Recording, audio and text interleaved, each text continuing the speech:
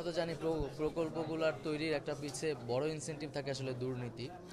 তো এই জায়গাগুলো অবশ্যই রোধ করতে হবে এবং যতটুকু আমাদের প্রয়োজন, যতটুকু আমাদের ক্যাপাসিটি, তার ভিতরেই কাজ করতে হবে এবং প্রশিক্ষণের জায়গাটা আসলে সবার আগে।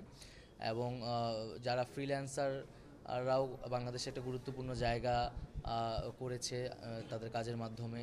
আইটি সেক্টরে তরুণরা কিন্তু নিজ উদ্যোগে অনেক ধরনের স্টার্ট আপ তৈরি করছে। তাদেরকে যুক্ত করতে হবে এবং তাদেরকে আরও ভালোভাবে প্রশিক্ষিত করতে হবে। এবং একটা দক্ষ জনশক্তি কিন্তু আমাদের আইটি সেক্টরে খুবই গুরুত্বপূর্ণ এবং এই জনশক্তির উপরেই কিন্তু নির্ভর করবে ভবিষ্যৎ বাংলাদেশ।